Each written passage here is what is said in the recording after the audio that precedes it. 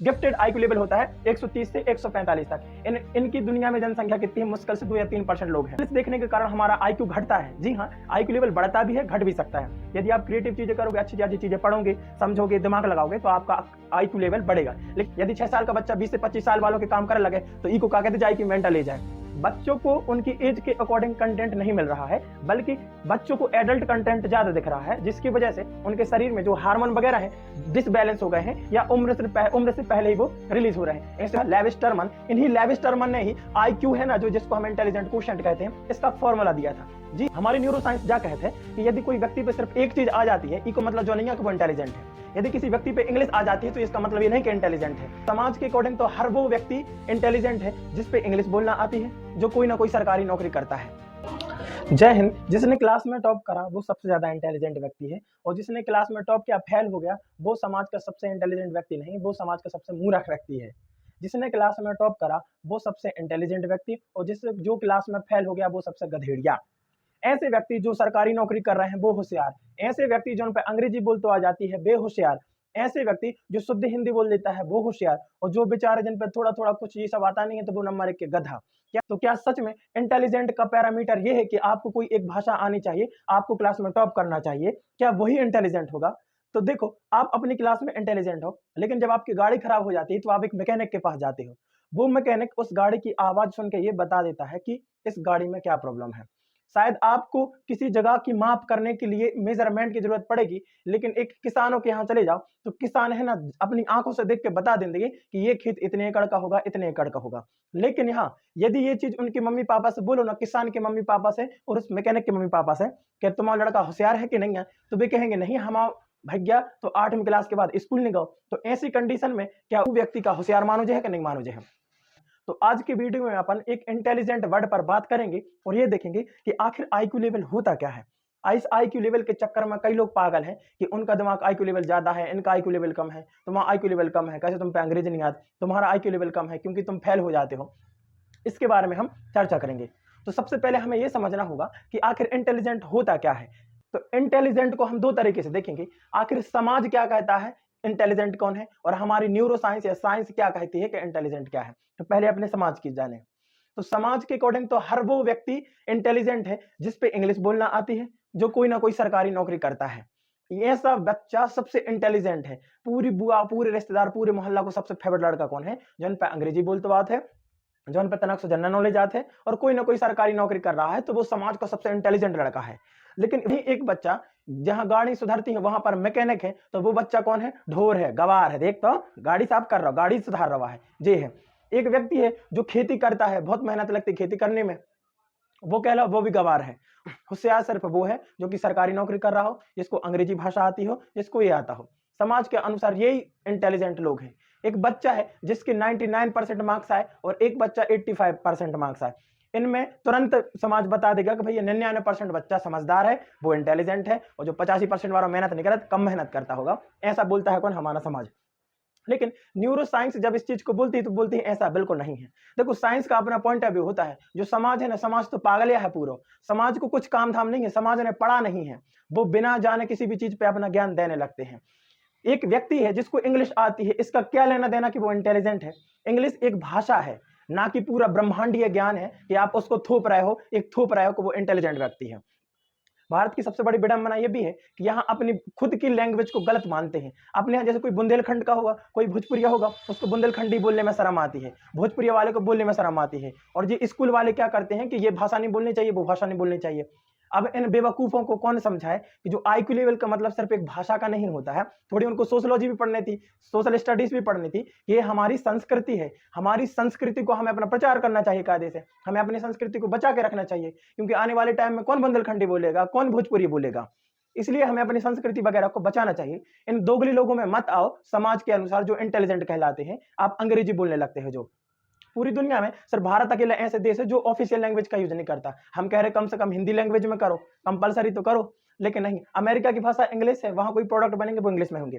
China की भाषा Chinese है, दुनिया में कोई भी प्रोडक्ट सेल करेंगे वो चाइनीज में रहेगा। रूस की भाषा रशियन लैंग्वेज है, तो पूरी दुनिया में जब कोई प्रोडक्ट या कुछ भी सैटेलाइट तक लॉन्च करेंगे तो वो रशियन में होती है। चाहे इटली की भाषा ले लो, पूरी दुनिया में जितनी भाषा है सब देश अपनी अपनी भाषा को प्रमोट करते हैं। लेकिन भारत के स्कूल और भारत के कॉलेज, भारत की सोसाइटी, भारत के लोग एक अलग ही ड्रामा में गुजर रहे हैं। उनके अनुसार इंग्लिश बोलो तो इंटेलिजेंट, बुंदेलखंडी या भोजपुरी बोले तो पागल, गवार आदमी। ऐसा नहीं है। हमारी न्यूरो साइंस जा कहते हैं कि यदि कोई व्यक्ति पे सिर्फ एक चीज आ जाती है, इको मतलब जो नहीं है कि वो इंटेलिजेंट है। यदि किसी व्यक्ति पे इंग्लिश आ जाती है तो इसका मतलब ये नहीं कि इंटेलिजेंट है। यदि किसी व्यक्ति ने टॉप कर दिया है तो इसका ये बिल्कुल मतलब नहीं कि वो इंटेलिजेंट है। साइंस ये नहीं देखती आपके मार्क्स कितने आए, साइंस ये नहीं देखती आप पे क्या क्या आता है, साइंस क्या देखती है आपकी सोचने समझने की एबिलिटी क्या है। जी हाँ, साइंस इसको मेजर करती है आईक्यू से या इंटेलिजेंट कोशेंट से। उसके अनुसार यदि किसी व्यक्ति को समझदार या इंटेलिजेंट मानते हैं तो इस बेस पर मानते हैं कि उसकी सोचने और समझने की क्षमता क्या है, वो कैसी कंडीशंस में क्या क्या अपना दिमाग लगा सकता है, वो गलत कंडीशन में कैसे दिमाग की थॉट प्रोसेसिंग करके उसका सोल्यूशन निकाल सकता है। साइंस के अनुसार ये इंटेलिजेंट व्यक्ति है। एक्चुअलिटी में सबसे इंटेलिजेंट व्यक्ति या जिसका आईक्यू लेवल ज्यादा होता है वो वैसे व्यक्ति होता है जिसको सोचने समझने की क्षमता, रीजनेबल क्वालिटी बहुत अच्छी होती है, थॉट प्रोसेसिंग की क्षमता कैसी होती है, हाई होती है, वो कैसा होता है, इंटेलिजेंट व्यक्ति होता है। ओके, इस इंटेलिजेंट व्यक्ति को मेजर किया जा सकता है किसी चीज से, तो वहां स्टैंडर्ड है, लेकिन ये कंप्लीटली स्टैंडर्ड नहीं है। साइंस की भाषा में इसको आईक्यू लेवल बोलते हैं या इसको हम इंटेलिजेंट कोशेंट कहते हैं। अब ये इंटेलिजेंट कोशेंट क्या है, तो देखो, एक समय आया था, फ्रांस में जन्मे एक ऐसे व्यक्ति अल्फ्रेड बेनेट, जिनने ही पहली बार आईक्यू शब्द दिया था। दरअसल फ्रांस की सरकार ने इनको अपॉर्चुनिटी दी थी कि आप विभिन्न कैटेगरी के बच्चों को लो और उन पर स्टडी करो और ये बताओ कि आखिर इनमें से इंटेलिजेंट कौन है, इसको कैसे पता करना है। तो पहली बार है ना, अल्फ्रेड बाइनेट ने एक टेस्ट तैयार किया था जिसको उन्होंने आईक्यू टेस्ट कहा था। जब उन बच्चों पे उन्होंने अपना आईक्यू टेस्ट लिया उनका, तो वो लास्ट में इस नतीजे पर पहुंचे कि सभी व्यक्ति, सभी स्टूडेंट अलग अलग फील्ड में क्रिएटिव होते हैं। जैसे 100 फील्ड है, 100 फील्ड में जरूरी थोड़ी आप उस पर कोई 2 फील्ड क्यों थोप रहे हो सकता है वो 98 फील्ड में क्या हो, एक्सपर्ट हो। तो उनने एक आईक्यू नापा था, तो इससे उनको ये पता चला था और अपने निष्कर्ष पर ये पहुंचे थे कि अलग अलग व्यक्ति की अलग अलग सोचने की समझने की क्षमता होती है और अलग अलग फील्ड में वो कैसा होता है, एक्सपर्ट होता है। आप अपनी पर्सनल या प्राइवेट, जिसको आप अच्छा मानते हो, जिसको आप टफ मानते हो, वो उससे चीज पूछ के आप ये साबित नहीं कर सकते हैं कि वो व्यक्ति इंटेलिजेंट है कि लूजर है। इसी क्रम में आगे एक वैज्ञानिक आते हैं जिनका नाम लेविस्टरमन हुआ। क्या नाम था, लेविस्टरमन। इन्हीं लेविस्टरमन ने ही आईक्यू है ना, जो जिसको हम इंटेलिजेंट कोशेंट कहते हैं, इसका फॉर्मूला दिया था। जी हाँ, आईक्यू लेवल निकालने का एक फॉर्मूला होता है, जिस फॉर्मूले के द्वारा ही आइंस्टीन, न्यूटन वगैरह की कल्पना की जाती है कि उनका आईक्यू लेवल ऐसा था। आज उसके चक्कर में लोग जिसको गधा, गधेड़ी, ढोर ऐसा बोल देते हैं, किसी को होशियार बोल देते हैं, किसके बेस पर कि इसका आईक्यू लेवल ज्यादा होगा, इसके बेस पर। तो लेविस्टरमन थे, उन्होंने एक फॉर्मूला दिया था जिसका फॉर्मूला था mental age upon real age multiply by 100। ये क्या है, आईक्यू का फॉर्मूला है। यानी लेविस्टरमन वैज्ञानिक ने एक फॉर्मूला दिया था, यानी mental age upon real age multiply by 100। अब ये मेंटल एज क्या कहलाती है, देखो, मेंटल एज उस एज को कहते हैं जिस एज में आपको जो करना चाहिए या ज्यादातर लोगों की जो क्वालिटी होती है वो मेंटल एज है। उदाहरण से समझते हैं, जैसे एक 3 साल का बच्चा है, उसकी मेंटल एज क्या कहलाएगी कि 3 साल का बच्चा अगर चल ले तो वो उसकी मेंटल एज है, क्योंकि ज्यादातर पूरी दुनिया में 3 साल के बच्चे अगर चल ले तो वो उनकी मेंटल एज है। और यदि बच्चा थोड़ा सा बड़ा हो जाए, मतलब करीब 12-13 साल का है, यदि उसको इंग्लिश, हिंदी पढ़ना आती है, संस्कृत पढ़ना आती है, मैथ सॉल्व करती आती है, कोई भी चीज का लर्निंग प्रोसेस उसके पास है, तो वो उसकी मेंटल एज हो जाएगी। और जैसे अब इतना सा बच्चा है, उसकी मेंटल एज क्या होगी, यहाँ चिल्लात है, मतलब चिल्लावे की उम्र का कहा तो कि मेंटल एज कहलाते हैं। जैसे एक स्टूडेंट की एज है जो मान लो 25-30 साल है, तो एक ऐसी डेवलपिंग की एज है। यदि इस एज के ज्यादातर बच्चे क्या करते हैं, पढ़ाई लिखाई में एक्सपर्ट होते हैं, कोई इस फील्ड में जाता है, कोई इस फील्ड में जाता है, ये इसकी क्या है, मेंटल एज है। यदि 6 साल का बच्चा 20 से 25 साल वालों के काम करने लगे तो ई को क्या कहते जाए कि मेंटल एज है। यदि 20 साल को बच्चा 5 साल के बच्चे की जैसी चीजें करें तो क्या कहते हैं कि मेंटल एज बच्चा की तरह है। तो समझ में आ गई, जोन एज में व्यक्ति जिस एज के काम करता है उस एज को क्या मेंटल एज कहते हैं। और रियल एज तो वही है आपकी खुद की उम्र, ये रियल एज तो खुद की उम्र होती है, इसको 100 से क्या देते हैं, मल्टीप्लाई करते हैं दोनों में, जिसकी वजह से क्या एक रेशियो टाइप का निकलता है। मान लो एक बच्चा है जो उनकी उम्र 10 साल है, लेकिन उसकी जो मेंटल एज है वो 20 है, कितनी है, 20 है। यानी वो 10 साल का बच्चा ऐसी ऐसी चीजें करता है जो कि कायदे से 20 साल का बच्चा करता है, तो उसकी जो मेंटल एज मानी जाएगी वो 20 मानी जाएगी। अब हम उसका आईक्यू निकालेंगे तो कैसे निकालेंगे, तो ये फॉर्मूला में रखें, उसकी मेंटल एज कितनी है, 20। क्यों, वो 20 साल के बच्चे जैसा काम कर रहा है, और इसकी रियल एज कितनी है, 10, और यहाँ पर कितना, 100 है। यानी उस बच्चे का जो आईक्यू लेवल हो जाएगा वो 200 हो जाएगा। कितना हो जाएगा 200। इसी तरह से आईक्यू लेवल को निकाला जाता है। लेकिन छोटे बच्चों का आईक्यू लेवल नहीं लगाया जाता है क्योंकि वो छोटे हैं, अभी उनकी सोचने समझने की क्षमता विकसित नहीं हुई है। लेकिन जैसे बच्चे एडल्ट वगैरह हो जाते हैं तो हम उनका आईक्यू लेवल निकाल सकते हैं। बेसिकली इस फॉर्मूले से ये आईक्यू लेवल निकाला जाता है। लेकिन ये आईक्यू लेवल ये नहीं बताता है कि तुम्हारे दिमाग का बौद्धिक क्षमता कितनी ज्यादा है। ये सब उसका एक थोड़ा हल्का सा पैरामीटर बताता है कि आईक्यू लेवल ऐसा होता है, क्योंकि ये दिमाग के पूरे हिस्से को थोड़ी बता रहा है। आपने किसी चीज को सोचा, हमने आपसे पूछा फिजिक्स का पूछे, अब जरूरी थोड़ी भाई आपको फिजिक्स आती होगी। आप अपनी फील्ड में मार्शल, आपको गाना आते हैं, क्योंकि मान लो आपकी उम्र वालों को गाना नहीं आते तो आप उस चीज में एक्सपर्ट हो गए। तो आईक्यू लेवल ये डिसाइड नहीं करता है कि आपका कंप्लीटली माइंड कितना डेवलप है या कितना नहीं है। अब हम आते हैं कि आखिर आईक्यू लेवल को बढ़ाया जा सकता है कि नहीं बढ़ाया जा सकता है। तो जी हाँ, देखो हमारे ब्रेन में जो आईक्यू के लिए रिस्पॉन्सिबल जो पार्ट है वो सेरिब्रम है, यानी हमारे सामने का दिमाग का सामने का हिस्सा है, वो सेरिब्रम कहलाता है। ये सेरिब्रम हिस्सा ही हमारे दिमाग में सोचने समझने की क्षमता को कंट्रोल करता है। यदि ये विकसित है, ये अच्छा डेवलप है, तो हमारी सोचने समझने की क्षमता, चीजों को रिकॉग्नाइज करने की क्षमता, याद करने की क्षमता कैसे हो जाती है, डेवलप हो जाती है। यदि हमारा सेरिब्रम ठीक से डेवलप ना हो तो हमारी ये चीजें इफेक्ट हो सकती हैं। हमारे दिमाग में आप देखा ऐसी ऐसी रंगीचे टाइप की खिंची रहती है, ऐसा मतलब सिकुड़ा हुआ दिखता है, वो किसकी वजह से? गायरस और सलकाई की वजह से। आप अपने दिमाग को देखना, दिमाग में सिकुड़ा टाइप का लिखेगा, दरार टाइप की दिखेंगी।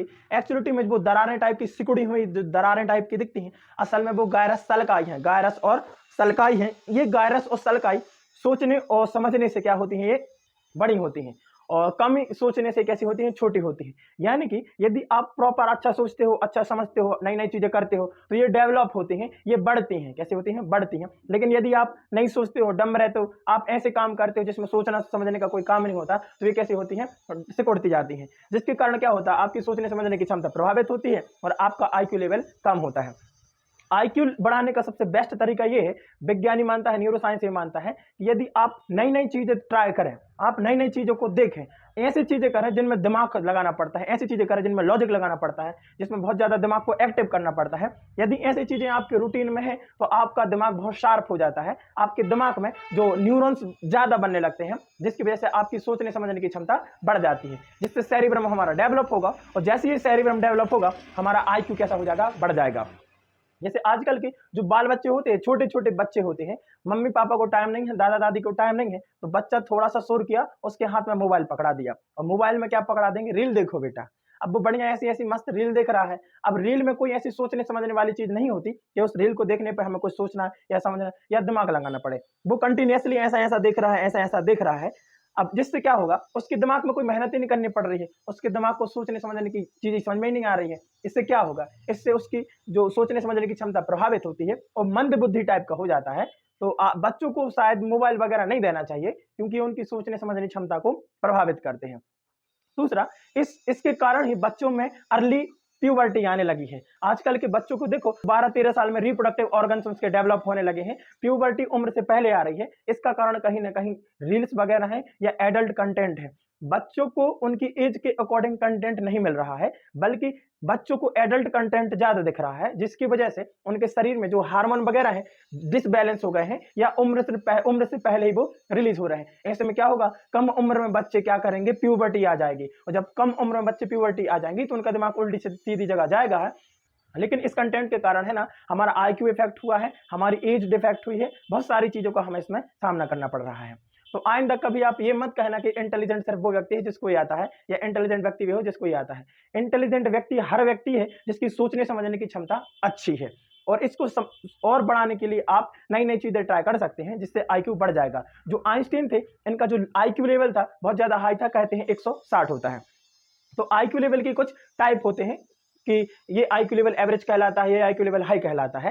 तो देखो 90 से 110 का जो आईक्यू लेवल होता है उसको एवरेज आईक्यू लेवल कहते हैं। क्या कहते हैं? देखो आईक्यू लेवल के बहुत सारे पैरामीटर होते हैं कि आखिर कितने लेवल का आईक्यू लेवल किसका होना चाहिए, किसने का कितना नहीं होना चाहिए। तो यदि एवरेज आईक्यू लेवल देखें तो 90 से 110 के बीच होता है, और 90 से 110 जो आईक्यू लेवल वाले लोग हैं, ये पूरी दुनिया के 60% पॉपुलेशन है। जी हाँ, पूरी दुनिया में जो 60% पॉपुलेशन है वो नॉर्मल आईक्यू लेवल वाले ही लोग हैं, जिनकी आईक्यू लेवल 90 से 110 के बीच में होता है। ये नॉर्मल आईक्यू लेवल है। हम सब व्यक्ति का जो सामान्य व्यक्ति हैं इनका IQ लेवल कितना होता है 90 से 110 के बीच में, और 110 से 130 के बीच में उन लोगों का IQ होता है जिनको सोचने समझने की क्षमता थोड़ी ज्यादा एक्टिव है, वो लॉजिकली सोचते हैं, लॉजिकल चीजें करते हैं और बहुत ज्यादा क्रिएटिव होते हैं, क्रिएटिव माइंड होते हैं, उनको प्रोसेसिंग थॉट प्रोसेसिंग की क्षमता उनमें हाई होती है।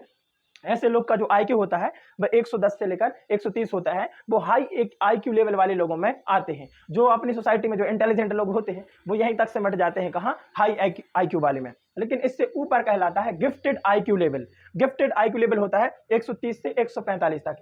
इनकी दुनिया में जनसंख्या कितनी है, मुश्किल से 2 या 3% लोग हैं। यानी जो गिफ्टेड IQ लेवल है, ऐसे लोगों की संख्या सिर्फ 2 या 3% है दुनिया में जिनका IQ लेवल 130 से 145 तक गया है। ये वही लोग हैं जिनने दुनिया में इन्वेंशंस किए हैं, जिन लोगों ने खोज की हैं, जिनने हमें नियम दिए, जिनको हम पढ़ते हैं, लाइक आइंस्टीन हो गए, न्यूटन हो गए, लियोनार्डो दी विंसी हो गए, ऐसे बहुत सारे वैज्ञानिक, निकोला टेस्ला हो गए। इन सब के जो IQ लेवल कहलाते हैं ये गिफ्टेड IQ लेवल पर आते हैं। इसके ऊपर भी IQ लेवल होता है जिसको एक्सेप्शनल IQ लेवल वाला इंसान कहते हैं। ये अल्ट्रा क्रिएटिव लोग होते हैं, यानी ओवर खतरनाक लेवल के होते हैं। ये जो डेप्थ रिसर्च करते हैं, जो मतलब क्रिएटिव ऐसे इंसान जिन्हें दुनिया में सबसे बड़ी बड़ी चीजें करी हैं या खोए हुए रहते हैं, ऐसे लोग कौन से, एक्सेप्शनल IQ लेवल वाले। ये दुनिया के वो उन रेयर और साइंटिस्ट में से हैं जिनने हमारी साइंस को वो दिया है जिसकी वजह से आज हम साइंस को जान पाए हैं। ये बहुत रेयर लोगों का है, मुश्किल से 0.2 या 0.3% लोगों का ही एक्सेप्शनल IQ लेवल में उनका नाम आता है।